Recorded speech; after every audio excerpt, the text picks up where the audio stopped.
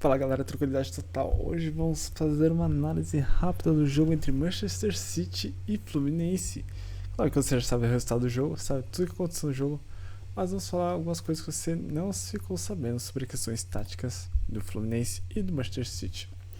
Bom, primeiro que eu acho que o Diniz errou na questão de colocar tudo do mesmo lado. Na verdade ele sempre faz isso, mas você enfrentando o Manchester City você tinha que ter uma carta na manga, vamos dizer assim.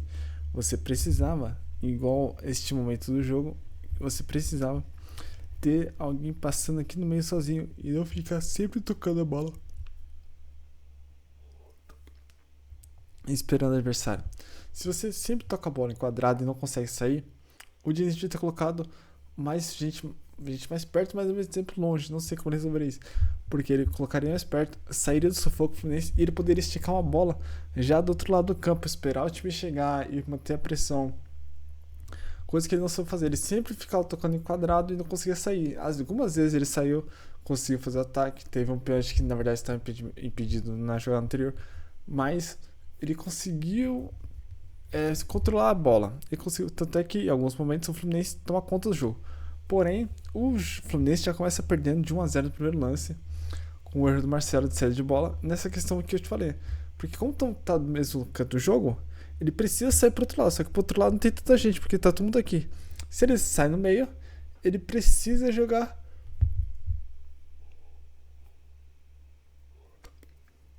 numa área onde tem uma falha estrutural. E se esse cara perde a bola ou se cai no pé do adversário, a chance de sair gol e ainda ter a sorte de bater na trave, e ainda cair no peito do outro, do jogador Manchester City, que é o que fez o gol, e pra ele fazer o gol. Ou seja, muito azar no primeiro lance de jogo. O Fluminense jogou muito bem. Assim, você vê que tem uma diferença, principalmente física. Eu acho que questão técnica, questão de tática, não vejo uma diferença tão grande. Agora, uma questão física muda bastante. Que esse cara corre os dois tempos, mas também o Fluminense só no primeiro, na fase de grupos da Libertadores, o Fluminense viajou mais que o Manchester City no ano inteiro. Ou seja, o Fluminense está muito mais cansado, o time do Fluminense.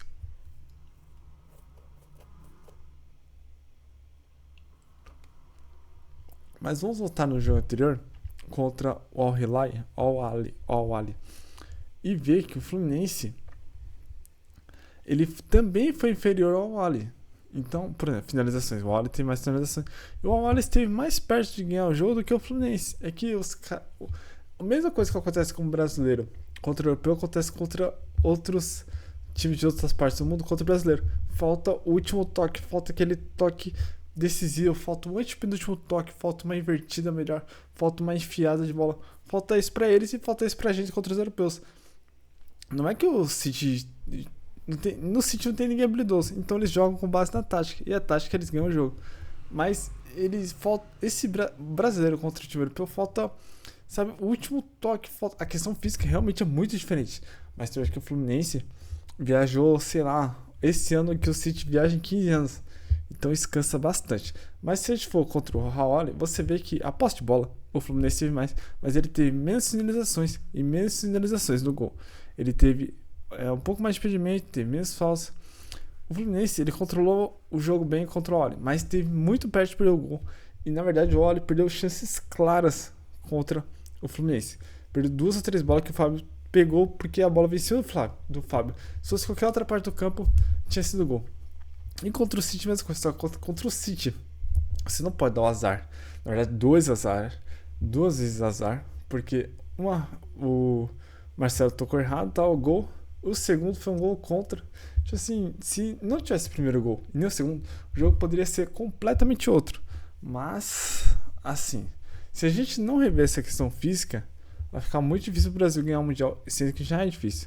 Mas revendo essa questão física, eu acho que o Brasil pode realmente voltar a ser. Porque a gente tem um diferencial que é o drible, que eu esqueci não tem. Você vê, quem do Manchester City dribla?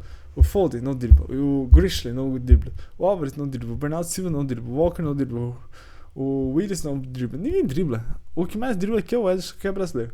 O Fluminense, você tem alguns jogadores de drible, como o Ganso, como o que eu esqueci o nome dele agora aqui, que eu vou ver. Que agora eu esqueci o nome dele. O John Kennedy, ele deu um lance lá que ele driblou 2, 3. Mas o principal diferença eu vi ali nitidamente questão física. Contra o Palmeiras eu fui rever os jogos, mesma coisa, questão física. O Palmeiras foi bem pior do que o Chelsea. O Flamengo contra o Liverpool também, a questão física é muito diferente. Agora, a questão técnica, eu acho, assim, mesma coisa. Questão tática, eu acho que o Brasil está um pouco inferior. Mas o que nós esperamos? A CBF, cadê o presidente? Não tem presidente, então vai ficar isso aí.